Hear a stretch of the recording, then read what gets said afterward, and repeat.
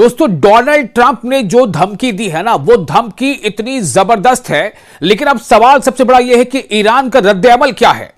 Donald Trump ने तो यहां तक कह दिया है कि ईरान पर हम इतनी बमबारी और ऐसी बमबारी करेंगे कि ईरान वापस स्टोन एज में चला जाएगा, पाषाण युग में चला जाएगा।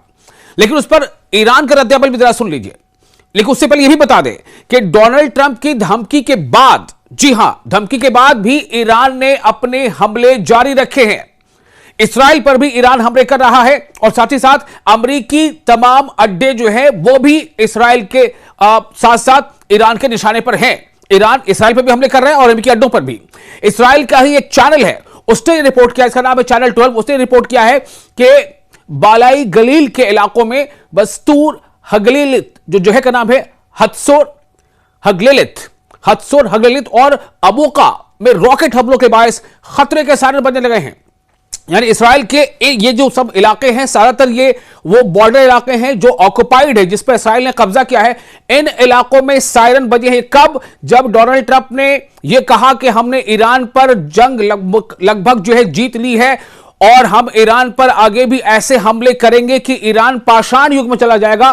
तो उसके बाद भी ईरान ने हमले जारी किया। उसके बाद यह हालत है इस्राइल के अलग अलग मकामात पर जहां पर सायरन बज रहे हैं।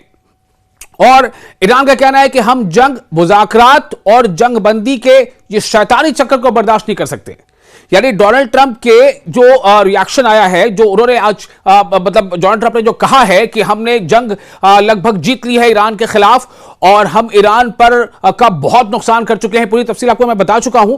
डोनाल्ड ट्रंप ने जो कहा है कि हमने ईरान के टॉप लीडरशिप को मार दिया, हमने उनके नेवी को खत्म कर दिया, हमने उनके एयरफोर्स को खत्म कर दिया, हमने ईरान के मिसाइल के जखीरे को लगभग खत्म कर दिया है। लेकिन उसके ठीक बाद एक तरफ यहां डोनाल्ड ट्रंप की बातें खत्म होती हैं, वहां दूसरी तरफ ईरान के हमले शुरू होते हैं।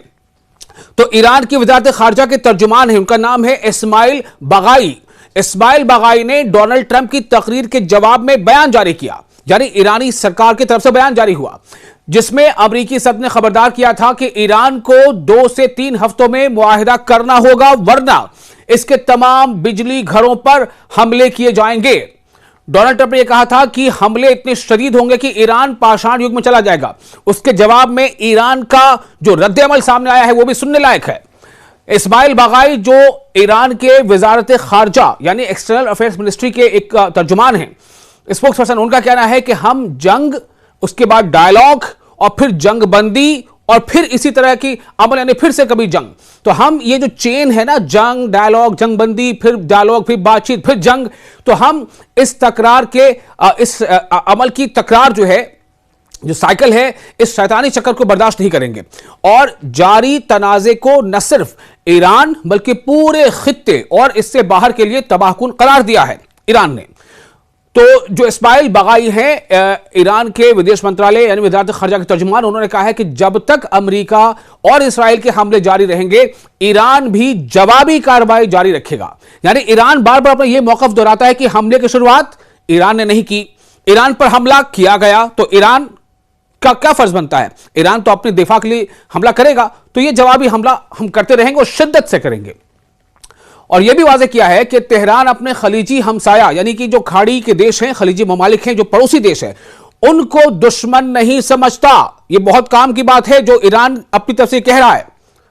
ईरान क्या कह रहा है कि जो जितने भी खाड़ी देश हैं, खलीजी ममालिक हैं, वो सब हमारे पड़ोसी देश हैं और हम उन्हें अपना दुश्मन नहीं समझते। हमारे निशाने पर सिर्फ और सिर्फ अमरीकी फौजी अड्डे या फिर वो मराकज, वो दफातर या वो सेंटर्स हैं जिसमें अमेरिका का पैसा लगा हुआ है, जिसमें अमेरिका की इन्वेस्टमेंट है।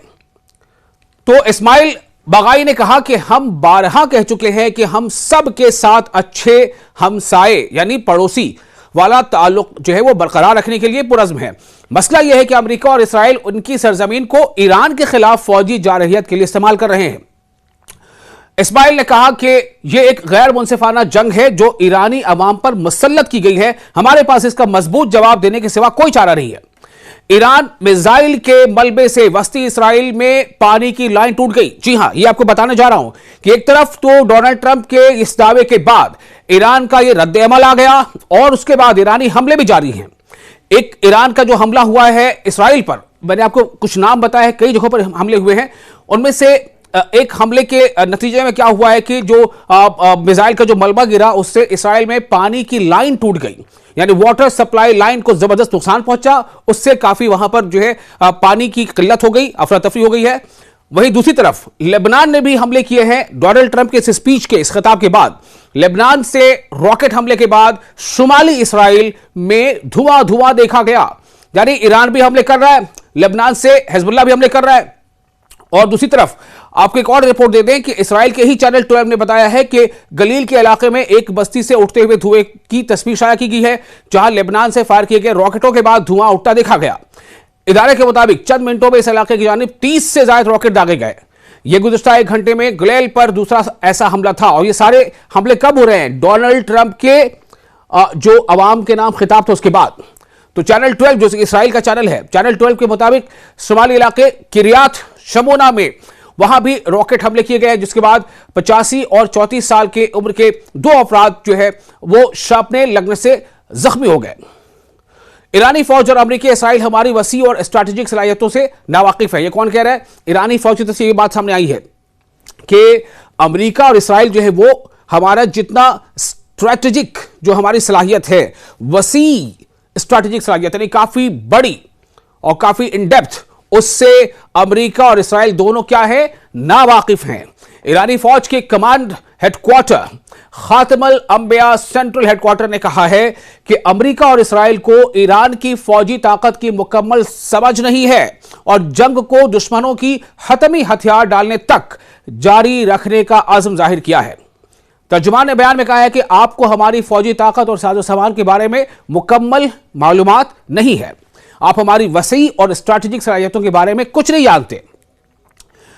स्पोक्स पर्सन ने यह कहा है कि यह उम्मीद न रखें कि आपने हमारे स्ट्रैटेजिक मिसाइल मराकिज यानी मिसाइल की जो रखने का जो सेंटर है स्ट्रैटेजिकली जो हमने उसको तय किया हुआ है, तवील फासले तक मार करने वाले हमलावर और हदफ को दुरुस्त निशाना बनाने वाले ड्रोन्स, जदीद यानी मॉडर्न फिजाई दिफा, मॉडर्न एयर डिफेंस और इलेक्ट्रॉनिक जंगी निजाम को तबाह कर दिया है, आप ये न समझें। ये कौन कह रहा है?